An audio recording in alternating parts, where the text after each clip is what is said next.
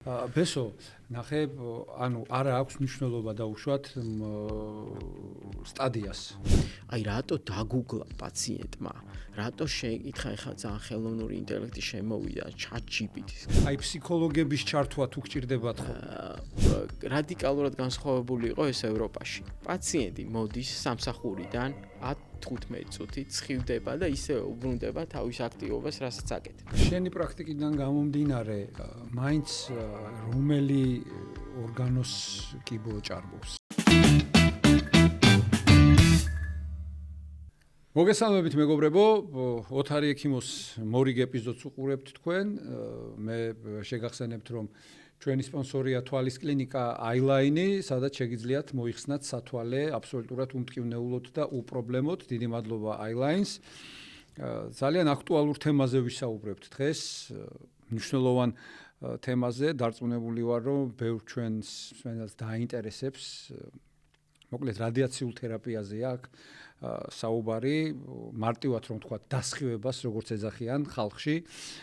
ძირითადად ეს მოგეხსენებათ ონკოლოგიური დაავადებების დროს ხდება და აი ამ მიმართულების სპეციალისტი, რადიაციული ონკოლოგი, რადიოთერაპევტი ბესიკ სოკურაშვილია დღეს ჩემი გადაცემის სტუმარი. ბესო, მოგესალმებით.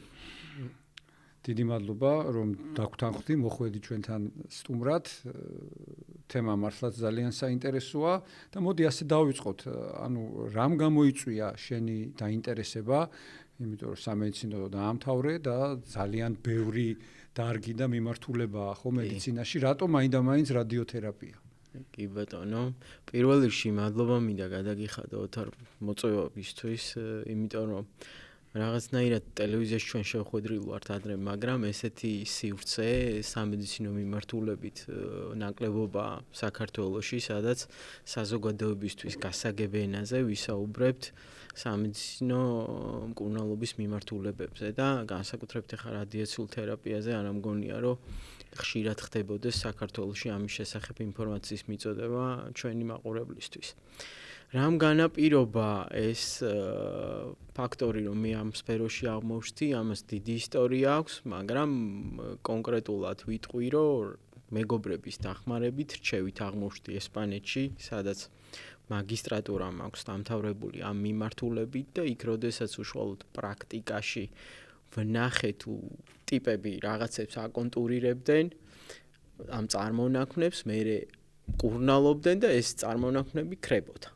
და იმის შემდგომ რაც მე მქონდა მანამდე ნანახი, რომ ოპერაციული ჩარევა, მკურნალობა, მედიკამენტოზური რა რთული პროცესი იყო და აქ რაღაც ესე კომპიუტერთან და მონიტორთან მუშაობის დროს რაღაცას აკეთებ და მე ისეთ მაგარ შედეგს იძლევა, რომ შენ თვალებს არ უჯერებ, რაღაც იმდენად შთაბეჭდილება მოახდინა ამან შემზე, რომ გადავწყვიტე, რომ ეს მიმართულება იყო ჩემი, დავინტერესდი, მით უმეტეს როცა მე დავიწყე ამ სფეროში ღრმად ჩახედვა, ძალიან მცირე რაოდენობით იყო საქართველოში ეს სპეციალისტები და რაღაცნაირად გამოწვევად მივიღე, რომ დაბრუნებით იქიდან საქართველოში მინდოდა, რომ ეს თანამედროვე მკურნალობის მეთოდი ხელმისაწვდომი ყოფილიყო ქართული მოსახლეობისთვისაც. კი ბატონო, გეთანხმები, იმაშიც გეთანხმები, რომ ძალიან ხშირად არ საუბრობენ ამ თემაზე და იმაშიც გეთანხმები, რომ ნამდვილად სჭირდებოდა ჩვენს ქვეყანას ეს თანამედროვე ტექნოლოგიები, რომელიც არა მარტო სპეციალისტებთან, არამედ ძალიან ძვირადღირებულ აპარატურასთან არის დაკავშირებული. მაშინ იცი რა მითხარი? მე ყოველთვის ვცდილობ, რომ როგორც არაექიმმა დავსვა ხოლმე შეკითხვები, იმიტომ რომ დავსვა ის შეკითხვა, რაც აინტერესებს ჩვენს მაყურებელს და მსმენელს. ამიტომ არ გაგიკვირდეს თუ კი ჩემი შეკითხვა, ანუ ექიმისგან დასმული შეკითხვა ცოტა უცნაურად მოგეჩვენოს და ამიტომ ასე იგი მე ვარ აქ ხალხი, მოდი ასე ვთქვათ რა. აი რა გითხარ, იცი, რას მოიცავს რადიოთერაპია, ხო, რამდენიმე სახის ეგრეთ წოდებული დასხივებაა, ხო, და აი რო გითხრა აი ეს სპექტრი. ძირითადად, ანუ ჯერ რა განმარტოთ რა არის ეს რადიაციული თერაპია, ხო, მკურნალობის მეთოდია, რომელიც სამკურნალოდ იყენებს მაიონიზირებელ გამოსხივებას. თუმცა ეს ეშლებათ ხოლმე, რომ ხშირად გონიათ, რომ მხოლოდ ჩვენ ავთვისებიან სიმსივნეებს მკურნალობს, არის ასევე კეთილთვისებიანი პროცესები, რომლითაც მკურნალობთ ამ მაიონიზირებელი, რომლებსაც მკურნალობთ მაიონიზირებელი გამოსხივებით, ძირითადად არის ორი ტიპი ამ სხიურ თერაპიის. ერთი არის გარეგანის სხიური თერაპია, მეორე არის ბრაქითერაპიას ვეძახით ჩვენ და რა განსხვავებაა მათ შორის. ანუ გარეგანის სხიური თერაპია ეს არის, როცა დისტანციურად ვაწვდით ჩვენ იმ სამიზნე მოცულობას, ამ მაიონიზირებელ გამოსხივებას, ბრაქითერაპია, როცა უშუალოდ სიმსივნეში ან მის მიმდებარედ დებთ წყაროს. ანუ დასასხივებელ წყაროს, რომელიც მერე აძლევს ამ წარმონაქმნს ამ დოზას. ეს ორი განსხვავება. გარეგანის სხიურ თერაპია კიდე იყოფა ძალიან ბევრი სხვადასხვა მეთოდია, არის რადიოქირურგია, არის ადაპტაციური სხიურ თერაპია, არის სტანდარტული სხიურ თერაპია და მათ შორის ძალიან ბევრი განსხვავებებია კიდე. დღესდღეობით საქართველოში მოსახლეობას აქვს შესაძლებლობა, რომ ყველა ის თანამედროვე მეთოდი მიიღოს მკურნალობის მხრივ და მათ შორის ჩვენ განყოფილებაშიც კარგად იცით, რომ Ours-ის კომპანიის კოლგის ქვეშ მყოფი კლინიკა, ქირურგიის ეროვნული ცენტრი და იქ არის ჩვენი დეპარტამენტი. აქ გვაქვს ჩვენ როგორც რადიოქირურგია, რაც გულისხმობს მცირე ზომის წარმონაქმნების მაღალი დოზით დასხივებას და ამას ქირურგიასთან არანაირი კავშირი არ აქვს, ეს არის არაინვაზიური მეთოდი, უბრალოდ იმდენად სწრაფად დგება ეფექტი ამ პროცედურის შემდეგ, რომ იმიტომ ვეძახით ჩვენ თითქოს ქირურგია ჩავატარეთ. ამ პროცედურის მერე და არის ასევე სტანდარტული სხიური თერაპია, რომლითაც უფრო დიდ ველებს ვასხივებთ ხოლმე და ესეც მინდა გავუმარტო, რომ აი ხშირად მოდიან პაციენტები ჩვენთან და მე მინდა წერტილოვანი დასხივება. ამ შემთხვევაში ზოგჯერ ხო წერტილოვანი დასხივება მისთვის საერთოდ არ არის რეკომენდირებული, იმიტომ რომ წარმონაქმნის ირგვლივ არის ხოლმე მიკროსკოპული გავრცელება უჯრედების მხრივ და პირიქით დიდი ველი უნდა ავიღოთ, რომ ეს უჯრედულ დონეზე გავრცელება არ დარჩეს დასხივების მიღმა. ეს არის უკვე სტანდარტული სხიური თერაპია და არის ადაპტაციური სხიური თერაპია, ეხლა რომელიც ტრენდია ამ თანამედროვე სხიურ თერაპიაში, როდესაც ყოველდღიურად ამ წარმონაქმნს მიმართებაში რა ხდება ანატომიური ცვლილებების მიმართებაში რა ხდება იმის და მიხედვით ვამზადებთ დასხივების გეგმას რეალურ დროში. ეს ორი ბრაქითერაპია და დისტანციური სხიური თერაპია გვაქვს და მე დისტანციური სხიური თერაპია იშლება აი ამას რა ჩამოთვალე. აი ეს ამაჩქარებელი სხვა რამეა კიდე? არა. ამ ყველაფერს ბრაქითერაპიის გარდა ჩვენ ვაკეთებთ წრფივ ამაჩქარებელს. რომელიც წარმოქმნის ამ ენერგიას და ამ გამოსხივებას. და გამანაიფი? გამანაიფით ასევე მიეკუთვნება ამ გარეგანი დასხივების ტიპს და გამანაიფიც შეგვიძლია ჩვენ შევიყვანოთ აი ამ გარეგან დისტანციურ სხიურ თერაპიაში და ოღონდ რადიოქირურგიულ ველში. კი ბატონო. გასაგებია. ბესო, ნახე, ანუ არა აქვს მნიშვნელობა დაუშვათ სტადიას ონკოლოგიური დაავადების, ანუ რამდენად ახდენს ზეგავლენას არჩევაზე დასხივების ტიპის. კი, როგორ არა აქვს. ეხლა რაც შეეხება სტადიას, ადრე იყო, რომ ჩვენ მხოლოდ ვერეოდით ხოლმე ამ სხიურ თერაპიით ან ადრეულ სტადიაზე, როცა რადიკალური მკურნალობის რეჟიმი იყო, ან ვერეოდით პალიატიურად, როცა ტკივილის მოხსნა ან სისხლდენის შეჩერების მიზნით ვიყენებდით ამ სხიურ თერაპიას, მაგრამ ისე დაიხვეწა ეს ტექნოლოგიები. პალიატიური აუხსნათ მოდი რა არის, რომ პალიატიური არის დამხმარე მკურნალობა სიცოცხლის ხარისხის გასაუმჯობესებლად, ტკივილის მოხსნა, სისხლდენის შეჩერება და ასე შემდეგ რაღაც სიმპტომი, რომელიც აწუხებს პაციენტს და იმ სიმპტომის შესამსუბუქებლად ვიყენებთ ხოლმე ამ მკურნალობას, მაგრამ ეხლა ისე დაიხვეწა ეს სხიურ თერაპია ჯერ ვთქვათ რომ აი რატო წამოვიდა ესე წინ სხვა მიმართულებებთან შედარებით, იმიტომ რომ ყველაზე ახლოს არის ტექნოლოგიებთან დაკავშირებული და ეს ტექნოლოგიები ადრე თუ რაღაცა ცვლილება ხდებოდა ხოლმე 5 წელიწადში, 10 წელიწადში ერთხელ, ეხლა ყოველ წელს ისე იხვეწება და იცვლება ეს აპარატურა და იმდენად ვითარდება რომ ძალიან ეფექტური გახდა ეს მკურნალობის ეს მიმართულება. ამიტომ ჩვენ თუ ადრე მხოლოდ ამ ორ მკურნალობის მეთოდს პალიატიურს ან დამხმარეს და რადიკალურს ვიყენებდით, ეხლა დაჟე მეოთხე სტადიაშიც შეგვიძლია ჩვენ დავრჩეთ რადიკალური მკურნალობის ჩარჩოებში და როგორ? თუ თქვათ პირველადი კერა კონტროლის ქვეშ გვაქვს და ორგანიზმში არის თვლადი მეტასტაზები 1, 2, 3, 4, 5, რასაც დავთ. ეს არის უკვე ოლიგომეტასტაზური кейსი და ამ შემთხვევაში იმ სისტემური მკურნალობის განვითარებით, რაც გულისხმობს ტარგეტულ თერაპიას, იმუნოთერაპიას, ქიმიოთერაპიას და ასევე რადიოთერაპიას, რომელსაც აქვს საშუალება, რომ რადიოქირურგიულად თითოეული მეტასტაზის დასხივდეს, ეს პაციენტი ამ პალიატიური, ანუ სიმპტომის მოხსნის რეჟიმიდან გადადის რადიკალურ მკურნალობის ჩარჩოში და მისი მკურნალობა მიმართულია განკურნებისკენ. ასე რომ მე აღარ უყურებ საერთოდ ამ ონკოლოგიურ დაავადებას ისეთ საშიშ დაავადებად, როგორც ადრე აღიქმებოდა რა. ეხლა ამას მოსახლეობა ვერ აღიქვავს, იმიტომ რომ არ აქვს საშუალება, რომ იცოდეს რა ხდება ამ სფეროში. ეხლა ჩვენ ვიყავით სტოკჰოლმში, ეს დრო იყო და რაღაცნაირად ჩემ თანამშრომლებს ვეუბნებოდი, რომ მე მგონი რაღაც 1-10 წელი და ალბათ ეს განკურნებადი გახდება თქო ეს დაავადება რა. იმდენად სწრაფად მიდის ეს განვითარება ამ სფეროში. შენი პრაქტიკიდან გამომდინარე, მაინც რომელი ორგანოს კიბო ჭარბობს? აი ყველაზე ხშირად. ყველაზე ხშირია ფილტვის კიბო და ყველაზე საშიში, მაგრამ ძუძუს კიბოა ძალიან გავრცელებული ქალბატონებში, კოლორექტალური კიბო ასევე ძალიან განვითარებულია და კანის კიბო. აი ესენი არის ძირითადად ის წამყვანი ლოკალიზაციები, სადაც ხშირად გვხვდება. მოკლედ პროგრესი დიდია, ეს საიმედოა ამ ბოლო წლებში, ამ ხრივ ნამდვილად.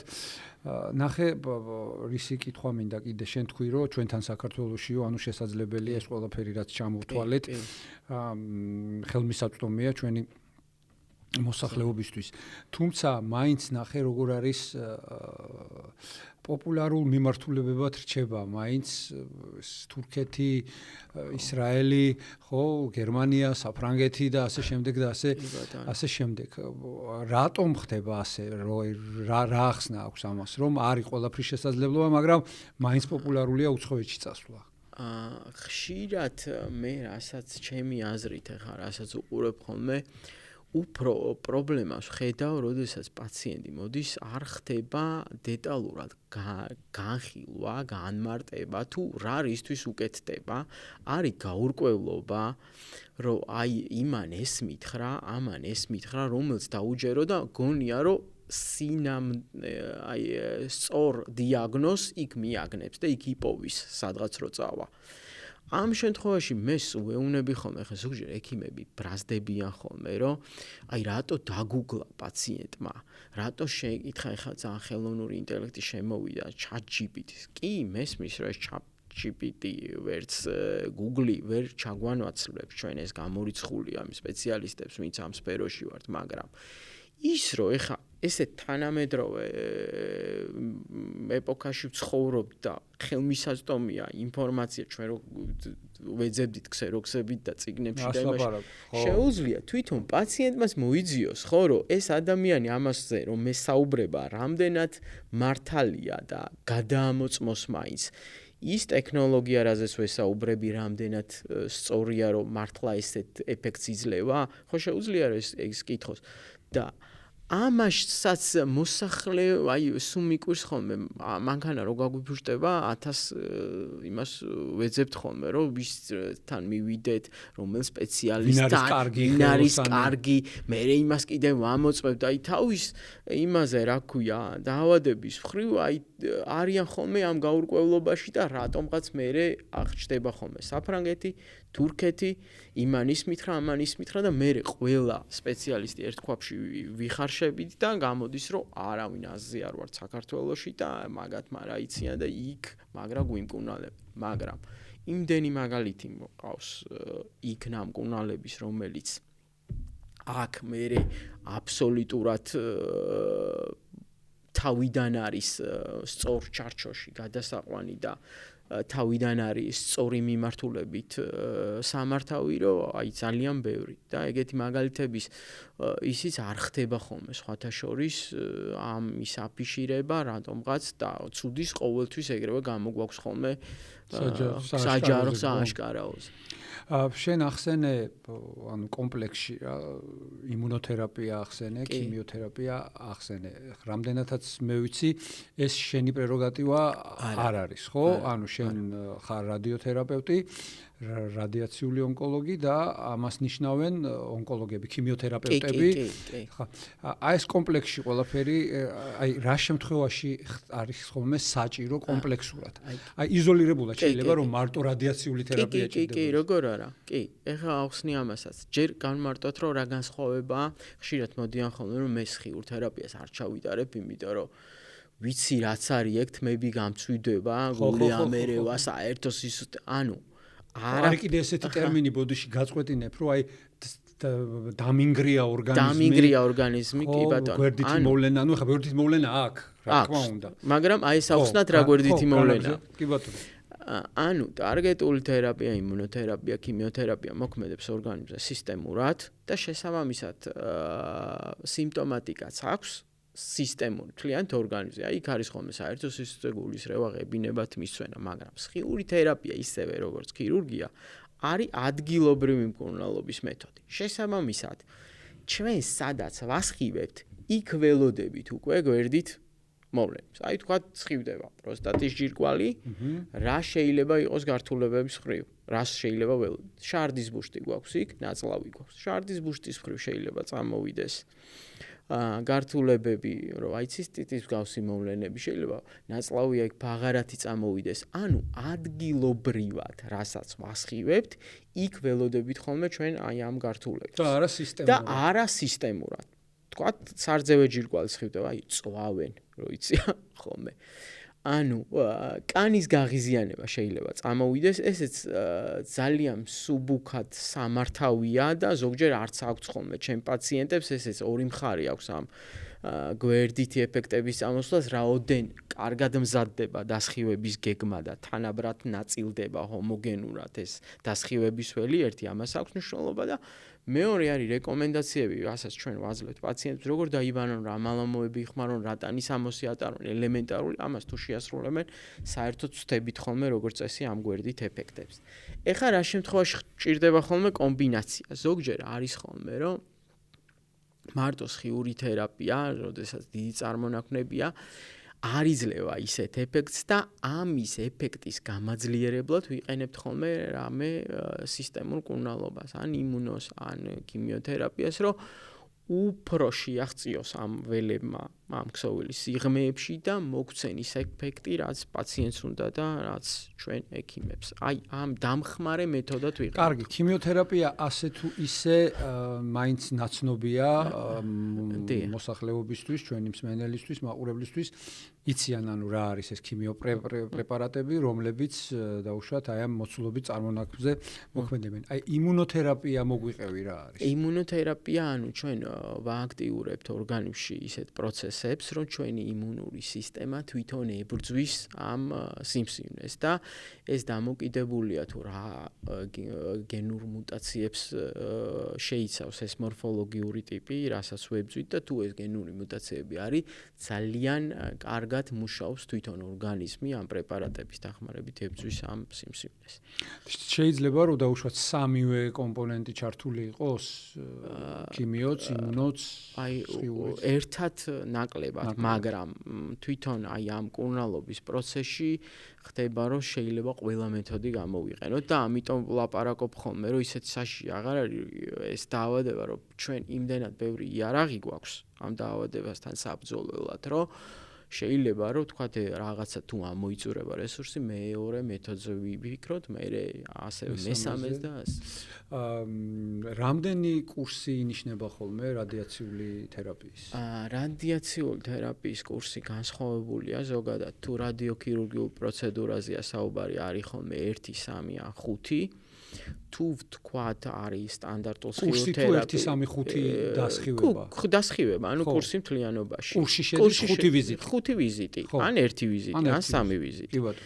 თუ ვთქვათ არის სტანდარტული სხიური თერაპია, იქ არის ხოლმე უფრო მეტად 15, 25, 30 გააჩნია რა ლოკალიზაციის სიმსივნეს ვასხივ. მაგრამ ეხლა ამ ბოლო დროს ძალიან აქტიურად ინერგება ულტრაჰიპოფრაქციონირება. ანუ ეს ამ ტექნოლოგიების დახვეწასთან ერთად შესაძლებლობას იძლევა ეს ტექნოლოგიები, რომ ფრაქციული დოზა იყოს უკვე მაღალი და რაოდენობა ამ სეანსების იყოს ნაკლები.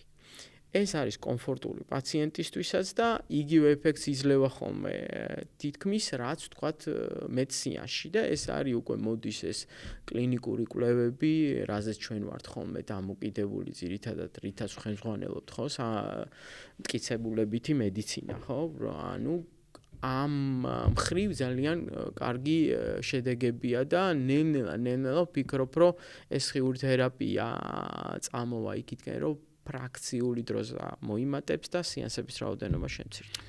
თან რო ვიზუალიზაცია ხდება პარალელურ რეჟიმში და თან დასხივება. ანუ ამაზეც მოგვიყევია ძალიან საინტერესოა.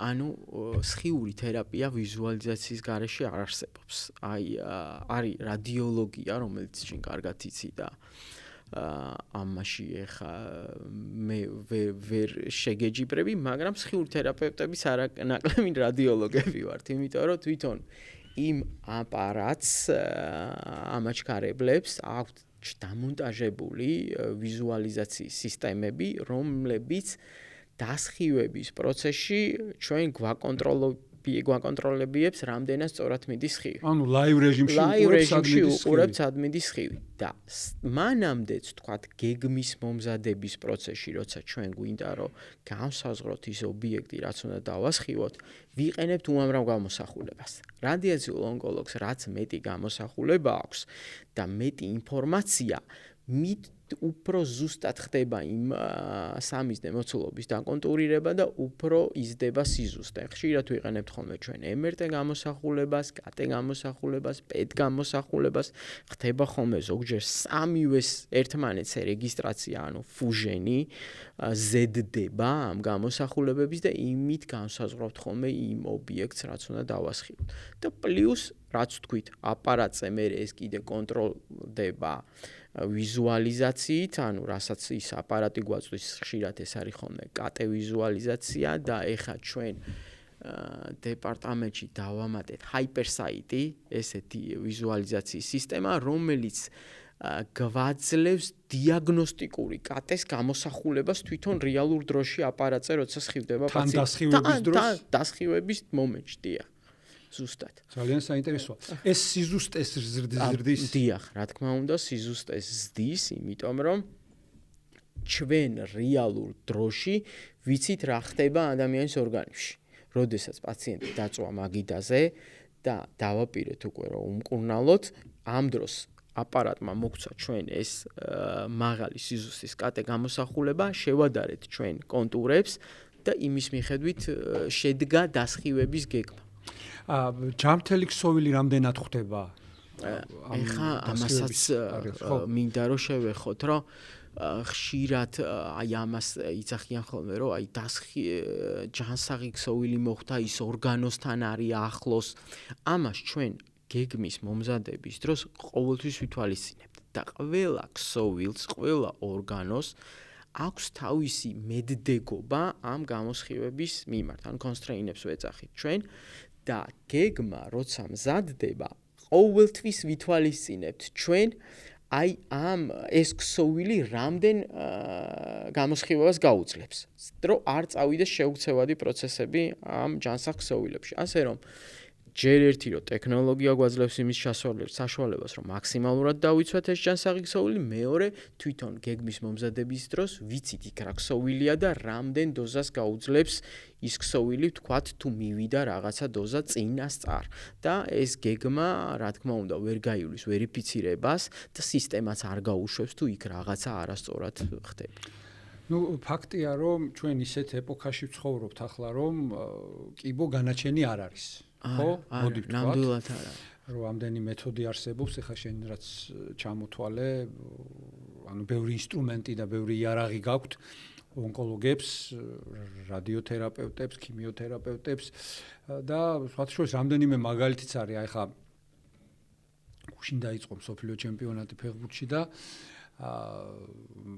აი ერიკ აბიდალი რო გავიხსენოთ ხო ბარსას ფეხბურთელი რომელმაც გვიძლის კიბო დაამარცხა დაბრუნდა და ერთი სეზონი კიდე ითამაშა და ახლა ჯანმრთელად არის და სპორტული დირექტორია ხო იგივე ჰოკეის მაგალითი ახლა მე ხშირად ვამბობ ხოლმე ამას მარიო ლემიე არის ჩემი საყვარელი ჰოკეისტი რომელსაც აი პიკში რო იყო ხოჩკინის ლიმფომა აღმოუჩინეს იმკურნალა დაბრუნდა და კიდევ ორჯერ გახდა NHL-ის ბომბარდირი ასე რომ ეს მე ვთვლი რომ მაგალითები იმედის მიცემია ჩვენი პაც აი რადგანაც ახლა იმედზე იმედი ვახსენეთ იმედის მომცემი მაგალითები ზოგადად აი რა როლი აქვს ბესო ფსიქოლოგიურ ფაქტორს თქვენი მკურნალობის დროს დაუშვათ პოზიტიურ განწყობას ხო ყველა ადამიანი ერთნაირად ხო ვერ აღიქვავს არა ამ დიაგნოზს ერთნაირად ვერ იღებს ზოგი უფრო ოპტიმისტურად არის ხო ზოგი პესიმისტურად და აი ფსიქოლოგების ჩართვა თუ გჭირდებათ ხო კი ნახეთ ევროპაში ეს ძალიან კარგად არის განვითარებული არის სპეციალური ოთახი სადაც ის ფსიქოონკოლოგი და როდესაც რაღაცა ვთქვათ ამჩნევ რომ პაციენტს სჭირდება ამ მიმართულებით დახმარება შეგვიძლია რომ გადავამისამართოთ ამ ფსიქოონკოლოგთან აქაც ვითარდება ეს სფერო მე ვიცი ამ იმის მიმართულების სპეციალისტები ძალიან კარგი გვყავს და მიხარია ეს რომ ვითარდება მაგრამ უფრო ხშირად მაინც ჩვენ პირადად ექიმებს გვიწევს ხოლმე ამ ონკოფსიქოლოგის ტვირთის აღება და ამას აქვს უდიდესი მნიშვნელობა პირველივე შემოსვლაზე პაციენტს როგორ დახვდება ექიმი იგზნობს თუ არა მაშინ რომ ამ ექიმს ისე აწუხებს მისი პრობლემა და არის მზად რომ გაყვეს ამ ურთულეს დაავადებასთან ბრძოლაში ამას ვერ მოატყუებ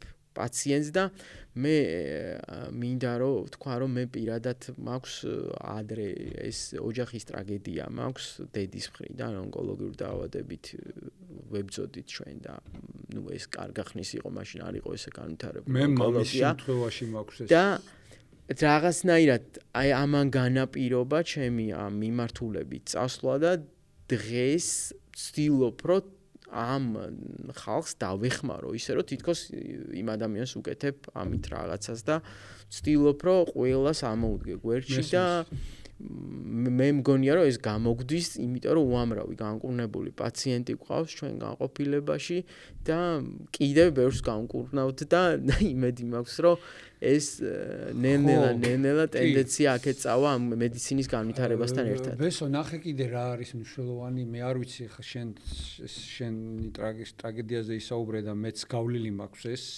როგორც გითხარი სრულიად მოწმენდილცაზე მამას აღმოაჩნდა ორი დამოუკიდებელი სიმსივნე ერთდროულად ერთი იყო ფილტვის ბრტყელუჯრედოვანი იყო და მეორე მსხვილი ნაწლავის და ნუ მეტასტაზები ღვიძლში შესაბამისად მსხვილი ნაწლავიდან და ფილტვიდან თავის ტვინში ეს ჰემატოენცეფალური ბარიერი გავლილი ქონდა მე რა პრობლემას წავაწყდი ნახე წავაწყდი პრობლემას რომელსაც ქვია მომსახურეობა ერთ სივრცეში ხვდები ხო ძალიან მნიშვნელოვანია იცი რატო აი როგორ იყო ნახე ჩემ შემთხვევაში რომ აი დაუშვათ ბიოფსიას ერთ ადგილზე ვაკეთებდი მერე ეს უნდა წამეღო მეორე ადგილზე ონკოლოგი სხვაგან ყავდა მერე ქიმიოთერაპია სხვაგან და აი ძალიან დიდი დისკომფორტი აი ამ ხელა სტრესში ხო წარმოგიდგენია ტრაგედიაში როდესაც მესამე მეოთხე სტადიაში იყო თითქმის აი დღეს რა მდგომარეობაა ამ ხრივ ანუ პაციენტს რომელსაც დაუსვავენ დიაგნოზს ხო ღმერთმა ყველა დაიფაროს მაგრამ ნუ 21 საუკუნის დაავადებაა ხო ონკოლოგია პაციენტი რომელსაც დაუსვავენ ამ დიაგნოზს არის იმის საშუალება დღეს უკვე რომ მივიდეს და ერთ სივრცეში გაიკეთოს ყველაფერი არის აქეთკენ მიდის ტენდენცია საქართველოში არის რამოდენიმე კლინიკა რომელიც ზუსტად ამას უზრუნველყოფს რომ ერთ ცენტრში მიიღოს ესეთი დახმარება პაციენტებმა, მათ შორის ჩვენი ქირურგიის ეროვნული ცენტრიც ანალოგიური კლინიკაა, იმიტომ რომ ყველანაირი შესაძლებლობა აბსოლუტურად დაწყებული დიაგნოსტიკური მეთოდებიდან, ციფრული PET-CT, რამოდენიმე MRT, CT სკანერები და ასევე ამაჩქარებლები, ონკოლოგიური გუნდი და ამას ძალიან დიდ მხარდაჭერას გძნობთ ხოლმე ჩვენ კომპანიის დამფუძნებლისგან, რომ ანუ თუ რაღაცა არის თანამედროვე მეთოდი და თუ უფრო კიდე სრულყოფილს გახდის ამ სერვისს, ამაზე დიდი მხარდაჭერა გვაქვს და ყოველთვის ვცდილობთ ხოლმე, რომ ამ პაციენტმა, როდესაც მოვაკითხავს ჩვენ კლინიკას, რომ მიიღოს სრული სერვისი და არ დაჭირდეს შეერა პრობლემებსაც წააწყდი იმ მსგავსი პრობლემები. ხო, მეთანხმები, რომ ეს დიდი დისკომფორტია რა. და თუნდაც ის მულტიდისციპლინარული მიდგომაც ეგ არის, ხო, რომ ერთ სივრცეში როცა არის ეს ყველაფერი კონცენტრირებული, იქ არის ის მულტიდისციპლინარული გუნდი, თორე ცალკე ერთ კლინიკაში, მეორე კლინიკაში მესმერე იმათთან კომუნიკაცია ამ ექიმებს შორის კი ვახერხებთ ხოლმე ესეთ შემთხვევებს, მაგრამ ის უფრო მარტივია, განხილვა, იმიტომ რომ იმ კლინიკაში ყველა არის ჩართული და ყველა თავის აზრს გამოთქვამს და ამით ხარისხი მკურნალობის იზრდება, რა თქმა უნდა. რამდენად დიდია პროცენტი ბავშვთა ონკოლოგიის? აი ამ მიმართულებით სიმართლე რო გითხრა, მე არაკომპეტენტური ვიქნები, იმიტომ რომ ბავშვებში აი ნამდვილად ეს ჩემთვის ძალიან რთული თემაა და რა თქმა უნდა, ჩემთვისაც, მაგრამ უნდა მეკითხა, დარწმუნებული ვარ აინტერესებს, მაგრამ როგორც ვიცი, ამ მიმართულებითაც ბევრი არ არის. დანამდვილებით ვიცი, რომ ბევრი შემთხვევა არ არის წელიწადში, მაგრამ ეს ჩემი მიმართულებიდან ვიტყვი, სხიურ თერაპიის მიმართულებით არის ეხა რაღაც პროგრამები და მუშაობა იმის შესახებ, რომ ჩვენ მამისამართებდით ხოლმე ბავშვთა ონკოლოგიურ დაავადების მქონე ბავშვებს უცხოეთში და ეხა კეთდება რაღაც პროგრამა, როგორც ვიცი მე სახელმწიფო არიან ჩართულები კერძო კლინიკები, მაგრამ ჩვენ ეხა ამ შემთხვევაში არა, იმიტომ რომ როდესაც კლინიკა ერთვება ესეთ ბავშვების მკურნალობაში, მას უნდა კონდეს ძლიერი პედიატრიული მიმართულება გაძლიერებული კლინიკაში და უნდა იყოს იქ ყველანაირი შესაძლებლობა, იმიტომ რომ ეს არ მოიცავს მხოლოდ ამ სხიურ თერაპიას, იქ 1000 გართულებები შეიძლება წამოვიდეს და თუ ამისთვისაც არ არის კლინიკა, ამის კეთება სიგიჟეა უბრალოდ. ამიტომ ვიცი, რომ რაღაც ორი კლინიკაში მიდის ამაზე საუბარი და მე ვიმედოვნებ, რომ მალე საქართველოში ექნებათ შესაძლებლობა ესეთი პრობლემის მქონე ბავშვებს იმკურნალოს. იმედია არ დაჭირდება არავის არასდროს. იმედია ყველას ჯანმრთელობას უსურვებ, განსაკუთრებით ჩვენს პატარებს. სახელმწიფო რადგან ვახსენეთ, მოდი ესე ვთქვათ, რამდენად არის ჩართული რადიაციულ თერაპიაში, ანუ პროგრამები არსებობს როგორც მედიცინაში. კი, ანუ უმრავლესობა ამათგან რჩვერაშიც ვოპერირებთ ფინანსდება და აბსოლუტურად უფასოა ეს საქართველოს მოსახლეობისთვის, მაგრამ არის ხოლმე პრობლემები იმ მიმართულებით, აი მაგალითად, რასაც ვნერგავთ, ხო? ახალ მეთოდებს მკურნალობის, ის უკვე რჩება ძველი ტარიფით. ჩვენ ვცდილობთ, რომ ეს დავხვეწოთ ეს მკურნალობის მეთოდი, ავწიოთ ხარისხი და ეს ხარისხი ცოტა ფინანსებში თუ გვინდა რომ მაღალი ხარისხის გვირდება. და ამ ხრივ თუ იქნება კიდევ უფრო მეტი დაინტერესება თუ ვინ როგორ ოპერირებს ამ მიმართულებით და უფრო მეტი მხარდაჭერა, დამიჯერეთ, რომ ოთარ ნამდვილად კონკრეტულად ჩემ განყოფილების მაგალითზე ვიტყვი, ჩვენ ვართ ის გუნდი, რომ სოფლიოში ახლა რაც წამყვანი არის ამ მიმართულებით ყველაფერი გავაკეთოთ. იმიტომ რომ არც ერთ ჩვენ თანამშრომლებს აქ არ აქვს გავლილი და მიღებული ეს განათლება, თითქმის ფიზიკოსებიდან დაწყებული, ტექნიკოსებიდან დამთავრებული, ყველა ისეთი შევიკრიბეთ, რომ ანუ უცხოეთში მიღებული გამოცდილებით და მზად ვართ ყველანაირ სირთულეებს შევეჭიდოთ და თუ ამაში კიდევ უფრო დაგვიჭერს, კი, მეც მაგის იმედი მაქვს, კიდე მეც გავაკეთებთ ქართული მოსახლეობის. ფიზიკოსები ახსენე შენ, ძალიან საინტერესო თემაა ეს, ანუ რაში გამოიხატება მათი ჩართულობა? ტექნიკოსები და ინჟინრები გასაგებია სამედიცინო აპარატურის, გამართული უნდა იყოს ყველაფერი და ესეც უმნიშვნელოვანესი დარგია და სპეციალობაა და მათ გარეშე ვერაფერს გახდებით. ფიზიკოსების ჩართულობა რაში გამოიხატება? ფიზიკოსი, ანუ ექიმი აკონტურირებს, განსაზღვრავს სამიზნე მოცულობას და prescriptions ვეძახით ჩვენ გაწერს დოზას.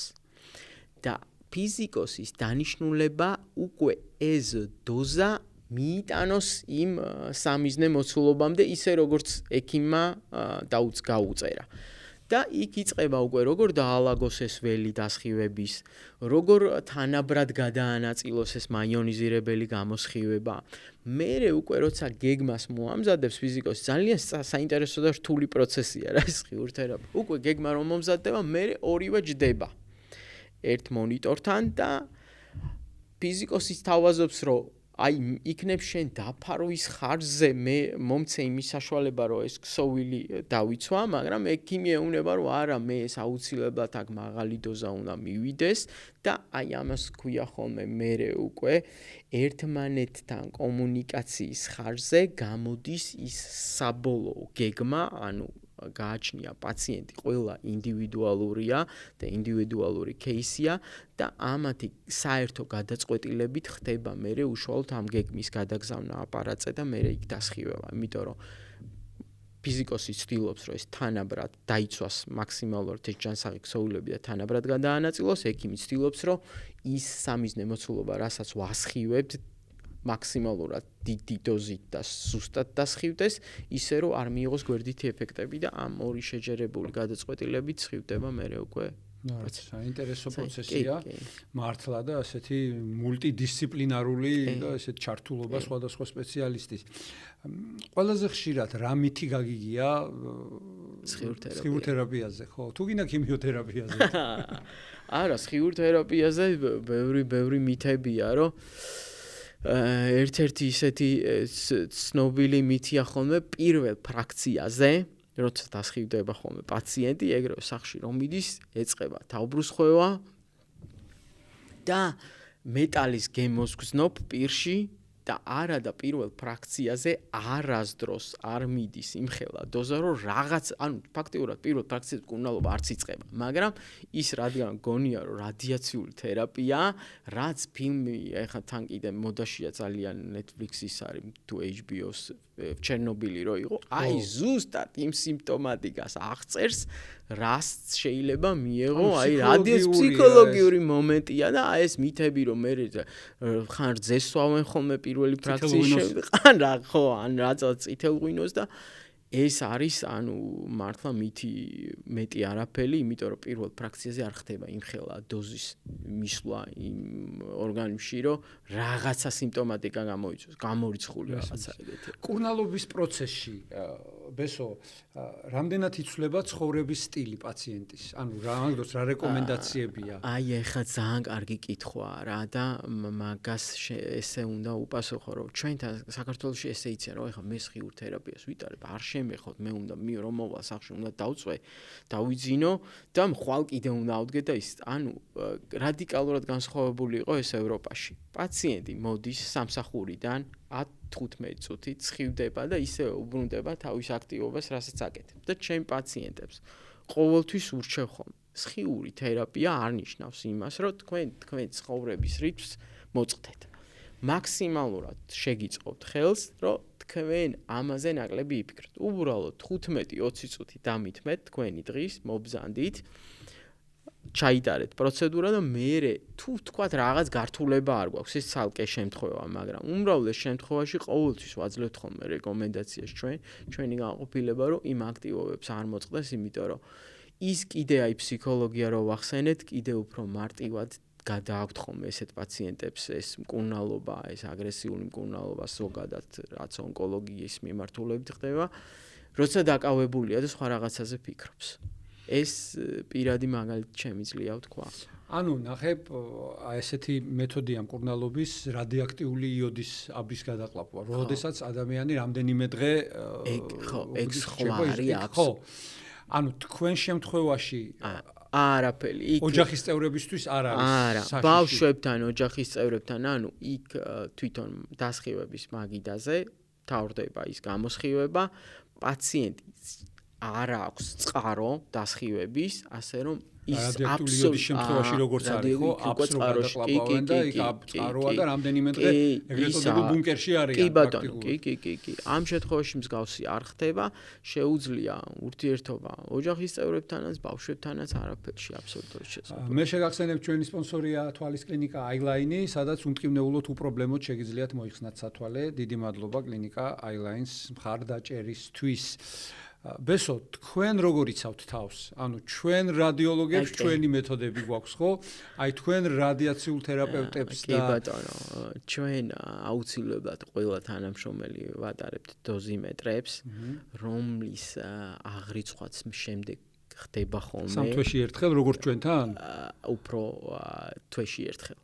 ჩვენ შემთხვევაში სამ თვეში ერთხელ ხდება. და იქ ვამოწმებთ თუ რა დოზა აქვს მიღებული ამ ჩვენ დოზიმეტრს და იმის მიხედვით, მაგრამ როგორც წესი ეს არ აღემატება ხოლმე იმ დაშვებულ ნორმას, მსგავსი რაღაც არ გქონია და ეს აბსოლუტურად უსაფრთხო გარემოა ჩვენთვისაც კი, ვინც მთელი დღე იმ გარემოში ვატარებთ ჩვენს დროს. და თქვენი ნორმები გაქვთ ალბათ, ხო? იქ კი ბატონო, ნორმებია, ამას ახლა ფიზიკოსები აღრიცხავენ, ყველა თანამშრომელზე არის მთელი წლის განმავლობაში რა დოზა დაგროვდა, თვეში რა დოზა დაგროვდა სუმარულად და ეს ყველაფერი აღირიცხა. ბევრი ადამიანი მიმართავს ხოლმე ხალხური მკურნალობის მეთოდებს ონკოლოგიური დაავადებების დროს, ხო? ანუ სხვადასხვა რამე, რა ვიცი, მაგალითად, მხოლოდ ჭარხალს ჭამენ. ბატონო გამიგია ასევე კუს. კი ბატონო. კუს, ესე თქვა წვნიანი და ბევრი რაღაცა, ხო, კუსსუპი და ხო, აი ამას როგორ უყურებ და ექიმთან არ მიდიან. აი, გეტყვი მაგასაც მე როგორ ხედავ. თუ მავნებელი არ არის და არ ავნებს ორგანიზმს, კი ბატონო, ჭამოს ჭარხალი არ არის პრობლემა, თუ ფსიქოლოგი ხო, ეს მხოლოდ და მხოლოდ ჭარხლის იმედზე ვიქნებით, იმიტომ რომ თუნდაც ახლა ჩემი სფერო რო ავიღო, ხო? ანუ თითო აპარატი თითქმის 3.5 მილიონი евро ღირს, ხო? და ახლა არავინ არ არის იმ დონეზე გაგიჟებული, რომ ამხელა ფული ჩადოს და ინვესტიცია ან ასეთი მსგავსი აპარატები გამოუშვას, ეს რო რეალურად ეფექტს არ იძლეოდეს და მხოლოდ ჭარხალი ან კუსწვნიანი რო გშველიდეს ამ დაავადებაში დასამარცხებლად. თუ ფსიქოლოგიურად შველის მიიღოს. მე არ უშლი ხოლმე, როგორც წესი, ოღონდ ვამოწმებ რა. რო არ ავნოს ზიანი არ მოიწონოს. თქვენთან თქვენი მკურნალობის პარალელურად ხო, არა, იმიტომ რომ სუფთა ფსიქოლოგია. ფსიქოლოგიური მომენტია. დაიჯერა რომ რაღაცა შველის ეხა მე სხვაზე ავლაპარაკობ, მეც ასეთი ვარ. და შენც ასეთი ხარ, შენ თუ დაიჯერე რაღაცა, ან მე თუ დავიჯერე რაღაცა, ხო, ძალიან რთულია. ოღონდ ეს აუცილებლად ექიმთან შეთანხმებით უნდა ხდებოდეს, რომ რამე ისეთი არ იყოს სიგიჟე, რომელიც კვების რეჟიმს უცვლით, მაგალითად, რადგანაც ეხა ვახსენეთ სხვათა შორის ეხა ეგეც ჩემი მიმართულება არ არის, მაგრამ ძალიან აქტიურად წამოვიდა ეს ონკონუტრიციოლოგია და მიდის უამრავი კვლევები და უამრავი რაღაც რაციონები არის შერჩეული ამ ონკოლოგიური დაავადების მქონე პაციენტებისთვის, რომელიც აქტიურად შემოდის აი ამ მკურნალობის მეთოდებთან ერთად და ძალიან აქაც რაღაცნაირად ვხედავ მომავალს, რომ არ ვიცი ახლა მე არ მინდა რომ არაპროფესიონალურ რამე თქვა, მაგრამ ნუტრიციოლოგი, მაგრამ არის კი არის არსებობს და თან ძალიან კარგი შედეგები კი ბატონო. ერთ მითს შევეხოთ კიდე. აბა. რა ვიცი, მე მგონია რომ ეს მითია. მგონია კი არა დარწმუნებული ვარ, რომ ასე ვთქვათ, მარტივენაზე რო ვთქვათ, კიბოსწამალი არსებობს, მაგრამ რაღაც გარკვეული მაფია ონკოლოგიური ამას ბლოკავს, ხო? ნუ მითია თავისთავად, მაგრამ მაინც შენი როგორც პროფესიონალი ხო, ეს ზოგადად ადამიანებს და გვიყვარს შეთქმულებების თეორემები და ესეც ალბათ ამ ერთ-ერთი მათგანია, არ ვფიქრობ ესე, იმიტომ რომ მაგის მაგალითია მაკკეინი, რომელსაც ჰქონდა ავტისებიან სიმსივნის დიაგნოზი თავის ტვინის და რა ვიცი ხა მაკკეინი ამ შემთხვევაში რო ყოფილიყო ის დღეს ჩვენს გვერდზე იქნებოდა. იქნებოდა ეს. კარგი, მაშინ მითხარი შორს არის ის დრო, როდესაც აი ერთი ინექციით ან თუნდაც ვაქცინაციით მოგვარდება ეს პრობლემა? არა, მე ამას არ ველოდები, რომ ეს ერთი ინექციით მოგვარდება. ხო არის ვირუსული თეორიაც, ხო? არის ეგეთი და ხდება ვაქცინაცია, რომ პრევენცია მოხდეს და უამრავი ესეთი ის არის, რა ქვია, ლოკალიზაციის სიმსივნე, რომელიც თქვათ ამაზეა დამოკიდებული, მაგრამ მე ზოგადად ვსაუბრობ. ეს იმდენად კომპლექსურია ამ დაავადების მკურნალობა, ხო? მე ველოდები, რომ აი ეს კომპლექსურობა ცალკეული დარგის ესეთი ნახტომისებური განვითარება მოიტანს იმას, რომ კომპლექსური მკურნალობის შედეგად საგრძნობლად გავახანგრძლივებთ ჩვენ დროს ამ დაავადების მკურნალობის. საინტერესოა ეს ყველაფერი. ძალიან, თუმცა თემა ამოუწურავია, ძალიან ბევრი საუბარი შეიძლება მე ყველას ჯანმრთელობას უსურვებ და ვისაც აქვს ეს დიაგნოზი, გისურვებთ რომ დაამარცხოთ თან ეს აბსოლუტურად რეალურია, არ არის განაჩენი, ხო? ანუ იმედიანად უყურებთ ყველაფერს. აი პრევენციის მიზნით რას გვირჩევ? ანუ კვლევები ვიკეთოთ დაუშვათ, რომ ქალებმა, კაცებმა რისი კვლევა ჩავიტაროთ, რა ასაკის შემდეგ, რომ რაც უფრო ადრე დავსვავთ დიაგნოზს, შენც ხო უფრო გიადვილდება, ხო, მკურნალობა და უფრო მარტივია დამარცხება. ისე რო არ გამოვიდეს რომ მე პირადი რეკომენდაციები მოგცეთ, უამრავი სკრინინგული პროგრამები არის საქართველოში და ამის შესახებ სრული შესაძლებლობა აქვს მოსახლეობას რომ მიიღოს ინფორმაცია, მათ შორის ჩვენს კლინიკაშიც. ეხლა სულ ხან დაიწყო ფილტვის სკრინინგი, დაბალდოზიანი კომპიუტერული ტომოგრაფიით. არის ეს ჯანდაცვის საიტზე იარონ სკრინინგზე. და ეს არის აბსოლუტურად უსასყიდლო, არანაირი ფინანსური დანახარჯი ამას არ აქვს. სახელმწიფო უზრუნველყოფს. იქ არის ზუსტად ის კრიტერიუმები ჩამოწერილი, რა კატეგორიის ადამიანმა უნდა მიმართონ ამ სკრინინგ პროგრამებს და სკრინინგს თუ ჩავიტარებთ, შედარებით მაგაგვიადვილდება ჩვენს ექიმებსაც, ონკოლოგებს ამ დაავადებასთან ბრძოლა, იმიტომ რომ ადრეულ სტადიაზე აღმოჩნდება ეს ყველაფერი და უფრო მარტივია ხოლმე ესეთ სტადიაში ამ დაავადების მკურნალობა. და ჩვენი კულტურა ცხოვრების წესის, ანუ ვიცით ყველამ თამბაქო, არაჯანსაღი კვება, ეს ყველაფერი არის ხო, რისკ ჯგუფები, რომელიც ამას სამწუხაროდ ზოგადად ეკოლოგიაც ხო? კი, ყველაფერი ერთობლიობაში. ანუ ბევრი რამ კარგი მოაქვს ტექნოლოგიებს, განვითარებას, მაგრამ ამავდროულად ზიანიც მოაქვს, ხო? 21 საუკუნეა, ამას ვერ გავექცევით. კარგი, ერიკ აბიდალი ვახსენეთ ჩვენ. და ფეხბურთი ვახსენეთ და აგერ დაიწყო მსოფლიო ჩემპიონატი და მოდი ცოტა გადაუხვიოთ ახლა თემას და ონკოლოგიას და რადიოთერაპიას და გვითხარი ახლა შენი საფეხბურთო გემოვნების შესახებ და შენი სიმპათიები და შენი პროგნოზები და დაგემშვიდობები. ჩემი საფეხბურთო გემოვნება შენ ძალიან კარგად იცი, რომ სამხრეთ ამერიკაშია ის ქვეყანა, რომელსაც მე გულშემატკივრობ და საერთოდ ფეხბურთი შემაყვარა დიეგო მარადონამ და მე მის მერე ამ ქვეყნისთვის არ მიღალატია ყველა მსოფლიო ჩემპიონატზე ვთვლი ფავორიტად და რაც არ უნდა მოხდეს, მე ყოველთვის არგენტინის გულშემატკივარი ვიქნები, რა თქმა უნდა საქართველოს შემდეგ თუ გვეღირსა რომ მსოფლიოზეც გავალთ. ნამდვილად მოხვდებით და ისიც ძალიან მიხარია რომ კვარაცხელიას კვარადონა ქვია და არა კვარაპელე. გულიტიან კვარაპელე. რაღა გულიც მიახტია. და რა ვიცი, ძალიან სამხრეთ ძალიან ჩემი ამ ესპანური სწავლიდან გამომდინარე, ბევრ ლათინო ამერიკელთან მქონია ხოლმე ურთიერთობა და ამას წინათ რიოში ვიყავი და იქ იყვნენ არგენტინელი სპეციალისტები, რადიაციული ონკოლოგები და მათ ვეკითხები ხოლმე, სულ მაგათი აზრი მაინტერესებს, რომ აი მესი თუ მარადონა. და ყველა აღიარებს, რომ მესი არის უდიდესი ტალანტი, შეიძლება მეტიც ფეხბურთში, მაგრამ ის არის შეუდარებელი. იმიტომ რომ ის არ იყო მხოლოდ ფეხბურთელი, ის იყო თავისი ფილოსოფიის და თავისი ხედვების გამტარებელი, რომელსაც არავისით არაფერს არ ერიდებოდა და ანუ ის აბსოლუტურად სხვა განზომილება არგენტინელისთვის, ვიდრე მე სხვათა შორის ერთ-ერთ კონფერენციაზე შენი არ იყოს არგენტინელი სპეციალისტი გავიცანი, რომელთანაც ძალიან დავმეგობრდით რა და ანუ ერთად დაგვილევია კიდეც.